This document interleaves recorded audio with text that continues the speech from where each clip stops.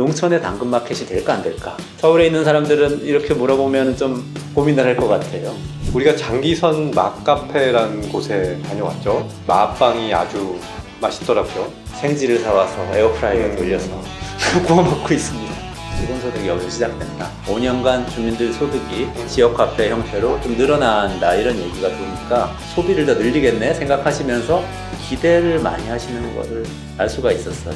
그 청산면 전체로 계산하면 한 달에 6억 원이 새롭게 풀리는데 이 돈은 다 청산면 안에서 주로 사용해야 됩니다. 그러면 이 작은 지역이 어쨌든 큰 돈이 풀리는 그런 효과가 있죠. 이 기본소득 실험이 전 세계적으로도 매우 선도적인 어떤 실험이잖아요. 대한민국은 더 이상 추격국가가 아닙니다.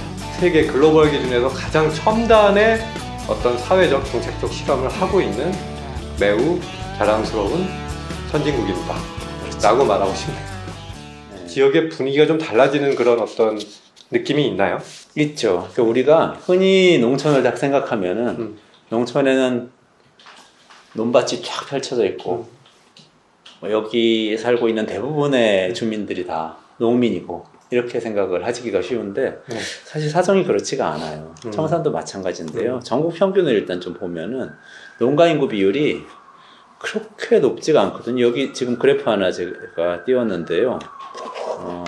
읍면 단위라고 한 부분, 읍 단위, 면 단위를 좀 나눠서 보면은, 그러니까 전국 전체를 볼 때 우리는 도시에 사는 분들은 무슨 동에 사시고, 군 단위에 사시는 분 중에서 무슨 읍에 사시는 분들 계시고, 그리고 군 단위에 무슨 면이라고 사시는 분들이 계시는데, 보통 면 단위를 농촌이라고 대략 러프하게 그렇게 정의를 합니다. 근데 면 단위 사시는 분들 중에서 농가 인구 비율은 4분 중에 1분밖에 안 되세요. 24% 정도이니까 그렇게 높지는 않아요. 그리고 저희가 가서 발견한 것도 많은 분들이 사실은 유통업에 종사하신다든지 또 이런 서비스업에 종사하신다든지 또는 일부는 이런 산단에서 일을 하신다든지 이렇게 이 종사를 하고 있는 사실을 알 수가 있었고요. 그러면서 대화 나누면서 알게 된 게 기본소득이 여기서 시작된다. 5년간 주민들 소득이 지역화폐 형태로 좀 늘어난다 이런 얘기가 도니까 많은 분들이 그럼 여기서 많은 분들이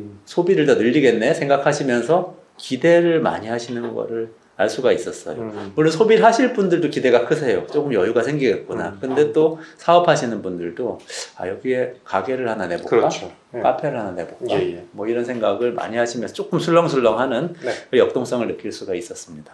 여기서 그 청산면에 살고 계시지 않은 분들은 저 사람들 돈 좀 더 받는구나라고 그냥 아주 뭐 직접적으로 생각하실 수도 있고 별 관심을 안 가지실 수도 있는데 저는 이런 실험을 통해서 이제 우리 사회에 이런 어떤 전반적인 복지 제도의 개편이랄까 이런 것들을 고민하고 실험하면서 이게 얼마나 유용할지를 이제 판가름하는 그런 계기가 되는 거잖아요. 여기서 성공하고 이런 것들이 이제 전국적으로 이제 퍼져나갈 수 있고 또 많은 어떤 정책적인 지원들이 뒷받침된다면 우리 사회가 좀 더 나아지는 방향으로 갈 수 있는 거니까 많은 분들이 좀 관심을 더 가져줬으면 좋겠다는 생각이 전 개인적으로 들어요. 그리고 실제로 이 실험을 하게 되는 5년 동안 많은 분들이 또 들어가면은 지역의 어떤 경제도 활성화되는 어떤 그런 기반도 되는 거죠. 사람들을 계속 유입돼 들어오는 인구들한테도 이 농촌 기본 소득은 제공이 되는 거죠. 그렇죠. 5년 동안.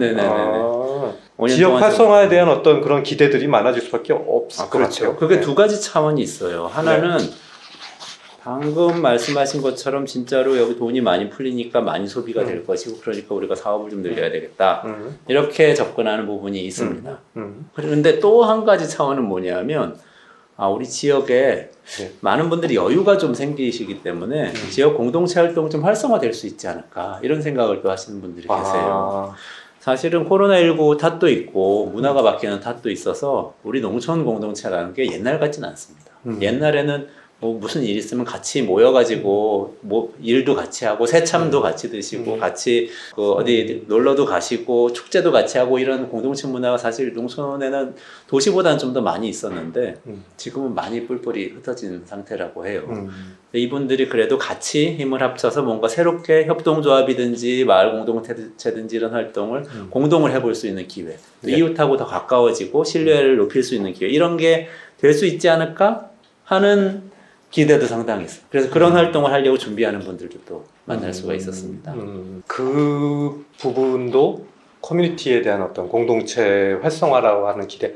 공동체 활성화라고 하면은 예를 들어서 지역 주민들은 조금 안 하다실 수도 있을 것 같긴 해요.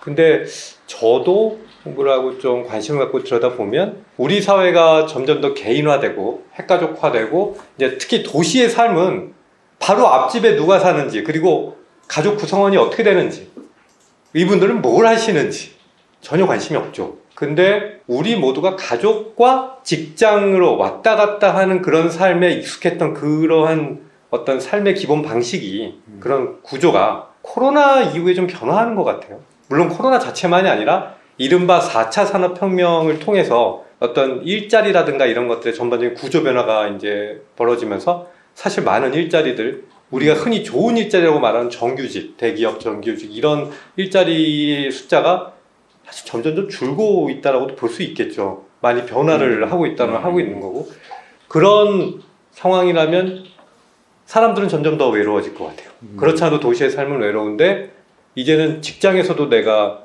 사실 내 삶의 많은 부분이 직장이었는데 직장에서도 그러한 어떤 평생 직장은 이제 많이 사라져가고 있죠. 그리고 직장을 그만두는 사례도 훨씬 더 늘어나고 있고 그렇다면 마음 둘 때가 가족도 점점 개인화 완전히 이제 더 분화되고 가는 양상으로 나타나고 커뮤니티라고 하는 것을 좀 되살리는 것에 대한 어떤 수요라든가 필요성이나 이런 것도 좀 늘어나는 것 같아요.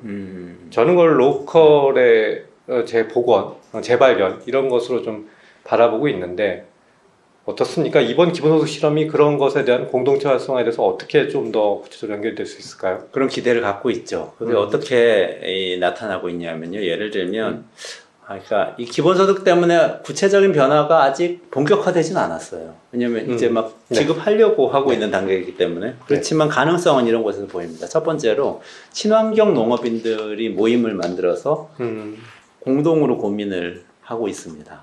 이분들은 어쨌든 농약을 쓰지 않고 또 일부는 유기농 농법을 통해서 화학비를 안 쓰고 이 농사를 좀 어렵게 지어보려고 하시는 분들이죠. 먹거리로는 훨씬 더 나은 먹거리를 제공하는데 이전에 예를 들면 급식이라든지 이런 판로를 이제 뚫어가지고 어렵게 사업을 하시는 분들이죠. 근데 모여서 같이 고민을 하면 다양한 작물이 있기 때문에 뭔가 같이 할 수 있는 일들이 생겨요. 같이 묶어서 뭐 꾸러미를 판매할 수도 있고 어딘가 같이 납품을 할 수도 있고 이런 고민을 같이 하는 분들도 계시고요.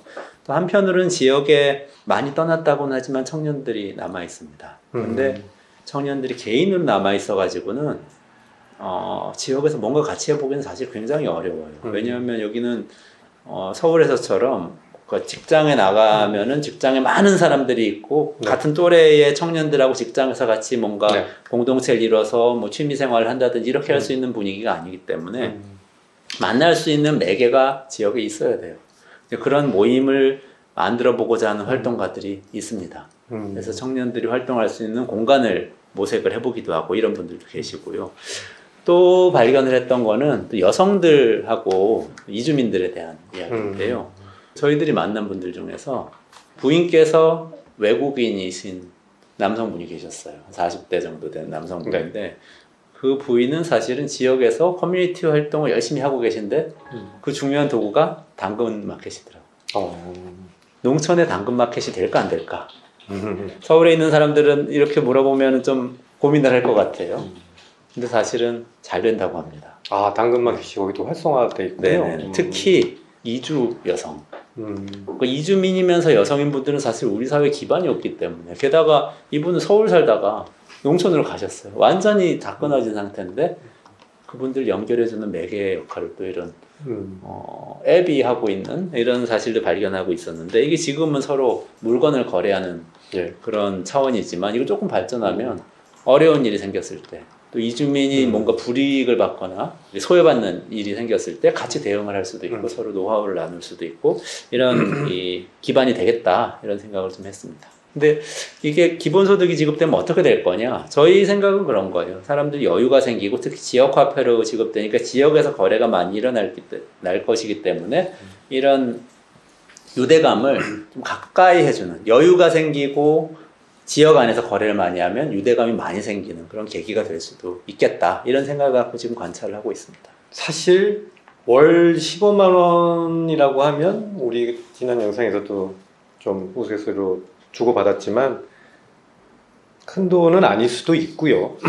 그리고 실제로 이제 저희가 이제 청취한 바로는 이제 좀 규모가 작아서 아쉽다라고 하는 그런 식 뉘앙스의 어떤 지역민들의 토로도 저희가 들을 수가 있었습니다. 그러나 저는 뭔가 그래도 사람들이 좀 더 스스럼 없이 뭔가를 만나서 일상에 정말로 필요한 것 외에 좀 여가 생활 같은 것들을 할 수 있는 마음의 여유가 좀 생길 수도 있지 않을까. 그리고 실제로 그런 것들이 생겨야 사람들이 좀 더 마음문을 열고 만나고, 만나다 보면 뭔가의 새로운 어떤 도전들이나 생각들이 이제 함께 할 수 있는 것들이 생겨날 수 있지 않을까. 그럼 좀 더 사람들이 살만한 곳이 되지 않을까요? 조금은 더 팍팍하지 않고, 그런 생각이 좀 드는데, 뭐 원장님이랑 같이 경험을 했지만 물론 청산면에 있는 그 뭐랄까 매장은 아닌데 우리가 장기선 맛카페라는 곳에 다녀왔죠. 거기 맛빵이 아주 맛있더라고요. 원장님은 갈 때마다 지금 사고 계시죠? 네, 생지를 사와서 에어프라이어 돌려서 구워 먹고 있습니다. 우리가 서울에서도 또 뭐 이제는 인스타그램으로 뭔가 그 맛있거나 맛집이거나 또는 어떤 사진을 찍으면 예쁘게 나온 곳을 찾아다니는 그런 시대가 됐잖아요. 근데 그 맛카페는 매우 어떻게 보면 구석에 위치하고 있지만 매우 잘 나름대로 꾸며 놓으셨고 저는 매우 이쁘고, 그리고 실제로 그 맛카페가 여기저기 미디어를 통해서 많이 홍보도 됐더라고요. 저는 장기선 맛카페라고 이름 붙인 것도 되게 재밌더라고요. 왜 이름이 뭔지 원장님이 좀 한번 소개를 해주시죠. 어떤? 네. 그 맛카페를 운영하는 젊은 부부의 그 남자 사장님의 아버님 성함이십니다. 아버님 함자가 장자, 기자, 선자가 되신 거죠? 아버님께서 마와 우엉을 그 지역에서 40년 동안 재배를 해오셨고 생산자이시죠. 그러니까요. 제가 봤을 때는 참 효부가 아닌가, 며느님이 아주 착하신 분이 아닌가. 그 아버님의 이름을 홍보도 하면서 또 돈도 벌고 그리고 또 유명해지기도 하고. 근데 저는 그런 방식의 좀 새로운 혁신이자 도전이잖아요. 지역에서 그냥 어떻게 보면은 농업을 40년 했다라고 하는 거는 그냥 우리 일상의 평범한 우리 아버님, 할아버님이 다 해오신 걸 수도 있는데 그 부분을 천착을 해서 사람들로 하여금 브랜드화하고 거기서 먹거리를 창출하고 거기서 뭔가 돈이 돌게 지속 가능하게 뭔가를 만들어주는 이런 것이 어떤 혁신의 노력이고, 사실 지역 공동체에 필요한 어떤 노력들이 바로 이런 부분이 아닐까 싶은데, 저는 그 장기선 맛카페 같은 것이 이번 기본소득을 계기로 청산면에서도 여러 군데 생기면 어떨까라고 하는 즐거운 상상을 해봅니다. 그 카페는 바로 옆에 있는 분남면에 있죠. 그렇죠. 네. 우리가 한번 만들어 볼까요? 아, 근데 우리는 40년 농업에 그 레테르가 없죠. 장사의 재주가 없어요. 마카페 비슷한 거 누가 차리시면 열심히 알려드리는 건 제가. 근데 지역에 이제 오랫동안 이제 이런저런 어떤 전문성을 갖고 해오신 분들이 있어서 아마 오늘 영상을 들으신 분 중에 이제 청산면 주민도 계실 수 있는데 고민 한번 해보실 필요 있을 것 같아요. 꽤 많은 돈이 풀리죠. 그리고 그렇죠. 지역 카페로 풀리는데 지역에서 쓸 수 있는 거잖아요. 그렇죠. 이게 얼마 안 된다고 생각하는 분들도 계시지만 사실 월 15만 원이면 연간 180만 원인데 우리나라 1인당 국민소득이 연간 한 지금 4천만 원쯤 되죠? 그러니까 한 5% 되는 거예요. 우리나라 1인당 국민소득이 5%. 그러면 꽤 크죠. 그래서 그 청산면 전체를 계산하면 한 달에 6억 원이 새롭게 풀리는데 이 돈은 다 청산면 안에서 주로 사용해야 됩니다. 약간 연천군 전체를 사용할 수 있는 부분도 업종도 있지만 기본적으로는 청산면 안에서. 그러면 이 작은 지역이 어쨌든 큰 돈이 풀리는 그런 효과가 그렇습니다. 있죠. 자, 이 부분에서 제피셜로 요점 정리해 드릴게요. 뭐냐? 기본소득, 뭐 저 사람들 주는 거 나한테 관심 있는 일 아니야 라고 생각하지 마세요. 왜냐하면 이게 미래의 정책에 대한 어떤 새로운 어떤 그 시도, 이것들이 또 우리 모두에게 스피로버, 우리한테 전이 될 수 있는 매우 중요한 실험이니까 관심을 좀 가져주십사 부탁을 드리는 거고, 지역 소멸 좋아하는 사람은 없잖아요. 그렇죠. 그리고 우리가 청산면에서 기본소득이라고 하는 어떤 실험을 통해서 지역 활성화의 계기가 만들어지고, 그것을 마중물이란 말이 참 좋잖아요. 어떤 것을 들이부어서 뭔가가 돌아가게끔 만드는, 물레방아가 돌아가게끔 물을 부어서 한 번만 부으면 물레방아가 계속 돌아가잖아요. 그런 식으로 뭔가가 지속 가능하게 사람들의 어떤 움직임이나 활동들이 우리가 이 작은 기본소득을 통해서 만들어지면 지역이 살아나고, 그런 지역이 살아나는 지역들이 곳곳에 생기면 대한민국 전체가 활기를 얻게 되면서 우리 모두가 경제 팍팍한 것들이 좀 나아지지 않을까라는 생각이 좀 드는 거죠. 그러니까 마중물이라고 하시니까 딱 감이 오네요. 그 우물, 옛날에 다 우물 있으셨죠? 그쵸. 집에 우물 하시. 우물에 붓는, 우물에 이렇게 살짝 물 부으면은 이렇게 펌프질을 하면은 물이 쫙 그거 올라오고. 해 보셨어요? 그럼요. 저 저 이래봬도 옛날 사람이에요. 젊어 보이지만. 저랑 뭐 동갑인데요. 우리도 그 기억이 있습니다. 근데 MZ 세대, 우리 민지 세대님들은 막 그걸 본 적이 없으실 것 같기도 하고. 아니 아실 수도 있을 것 같은데. 이렇게 쇠로해서 이렇게 만들어서 이렇게 하면은, 근데 처음에 물을 부어야만 이게 물이 나오죠. 그렇죠. 그러니까 신기해요, 제가 그거. 이게 진짜 포인트인 것 같아요. 기본소득이란 마중물을 부으면 물을 빼낼 수 있어요. 선순환으로 만들 수는 있는데 펌프질 잘해야 마중물만 붓는다고 이게 되는 건 아니거든요. 아유, 정치 전문가답게 그 부분을 아주 잘 정리를 해주셨는데 저의 요령부득을 한꺼번에 꿰뚫어 주셨습니다. 우리가 펌프질을 잘해야 됩니다. 그렇죠. 이 펌프질이 의미가 있다라고 저희는 생각을 하고요. 그래서 이번 실험의 진행 과정, 그리고 벌어지는 일들을 우리가 꼼꼼히 여러분들에게 전달해 드리겠다라고 하는, 여러분들이 관심을 갖고 많이 봐주시면 또 그러한 관심들이 모여서 새로운 분들이 나도 한번 들어가 볼까? 한 100분이 고민을 하시면 한두 분은 들어가실 거 아니에요. 그렇죠? 그렇죠. 그렇게 되면 지역 경제도 살아나고, 그렇게 살아나는 성공 사례를 통해서 우리 지역 소멸에 대한 어떤 하나의 솔루션을 찾는 계기가 되지 않을까라고 기대를 해봅니다. 제가 지금 이게 약간의 프리퀄 성격이 있어서 요걸 하나 소개를 해드리면 좋을 것 같아요. 네, 왜 우리가 좋습니다. 이런 마중물을 붓게 됐는지. 이분이 지금 사진 나오죠. 박경철 박사님. 이분은 총남연구원 책임연구원이신데요. 공부 많이 하셨고 또 공부 많이 하셨을 것 같은 얼굴이네요.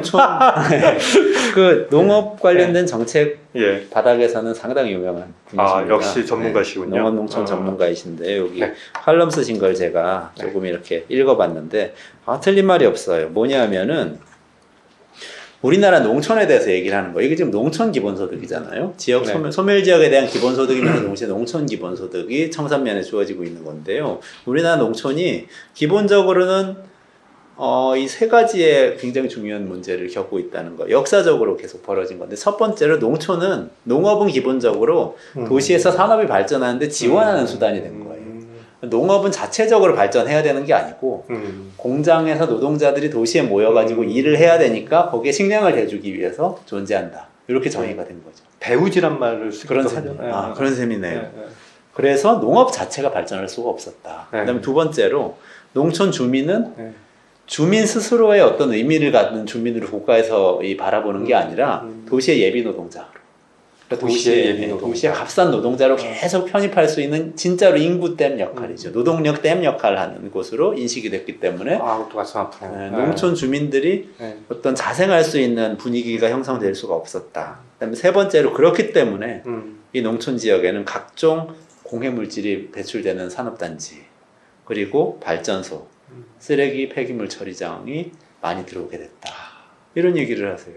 근데 이게 다 사실 우리가 관찰했던 이 지역에 다 해당되는 얘기더라고요. 사실 마음 아프지만 그렇기 때문에 여러 가지 지원 수단을 지금까지 다 해봤어요. 해봤는데 너무 안 되니까 이번에는 정말 새로운 방법, 기본소득이란 마중물 한번 넣어보자. 이렇게 이제 시범 사업이 시작이 되게 된 겁니다.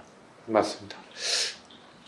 농촌은 도시랑 우리 대한민국 전체에서 도시 사람들을 위한 팬트리가 아닙니다.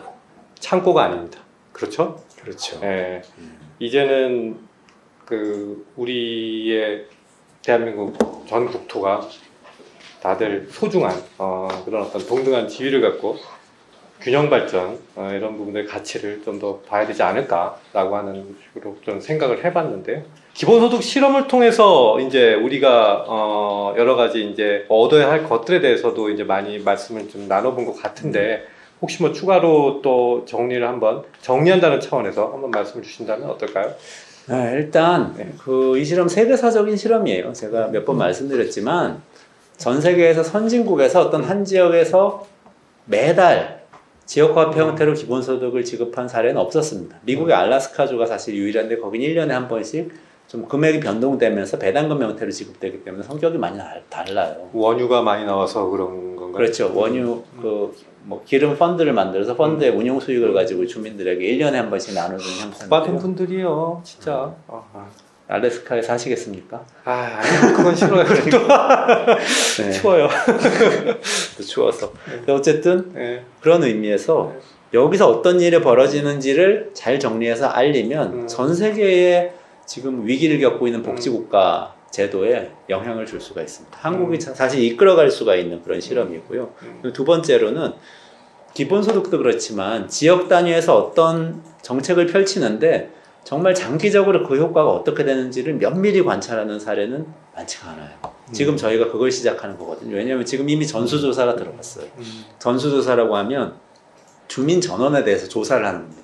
어떻게 살고 계신지, 건강은 어떠신지, 행복하신지, 뭐 가족관계 어떠신지 다 여쭤보고 있어요. 요거를 차곡차곡 쌓아서 이제 정책 효과를 평가할 건데 이거는 꼭 기본소득에 대한 것뿐만 아니라 어떤 정책이든지 조금 더 효과를 알아가면서 공론화해가면서 신중하게 정확하게 도입하는 그런 사례가 될 수가 있어서 상당히 큰 의미를 저희는 좀 두고 있습니다. 전수조사 4,000명이니까. 네네. 조사원들이 지금 다 다니고 있습니다. 통계 무슨 오차 범위, 오차율 이런 거를 적용할 필요가 없는 거죠. 그렇죠. 모든 사람들이 다 모르는 모든 사람이. 네, 그것뿐만 아니라 뭐 계속 가서 현장에서 주민들에게 인터뷰하면서 여쭤보기도 하고 사업체들도 또 조사를 할 겁니다. 그런 것들을 이제 모아서 결과를 잘 낼 수 있도록 노력을 하고 있습니다. 저는 하나 꽂혔어요. 이 기본소득 실험이 사실은 전 세계적으로도 매우 선도적인 어떤 실험이잖아요. 대한민국은 더 이상 추격 국가가 아닙니다. 우리는 세계 글로벌 기준에서 가장 첨단의 어떤 사회적 정책적 실험을 하고 있는 매우 자랑스러운 선진국입니다. 그렇죠. 라고 말하고 싶네요. 그리고 그 시작이 네. 무슨 서울의 광화문 한복판, 여의도 이런 데가 아니고요. 네. 청산면에서 시작됩니다. 소멸 위험 지수가 높고 청산면. 농촌이고 네.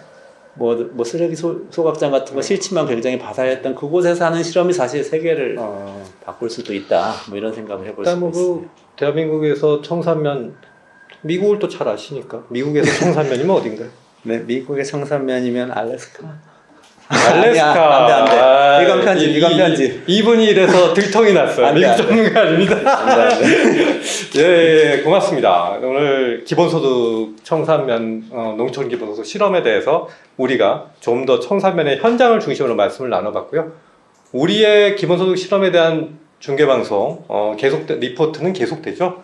앞으로 또 점점 따끈한 소식들, 계속 변화의 어떤 의미 있는 변화들을 찾아서 계속 찾아뵙겠습니다. 특히 같이 할 수 있는 아이디어가 있으신 분들은 그러니까요. 네, 연락을 주시면 구독, 좋아요는 물론이고요. 뭔가를 이메일로든 그래서 남겨주시고 연락 주시면은 저희가 여러분들의 소중한 의견을 받아서 더 의미 있는, 더 유익한 방송 만들 수 있도록 노력하겠습니다. 자, 다시 또 찾아뵙겠습니다. 감사합니다.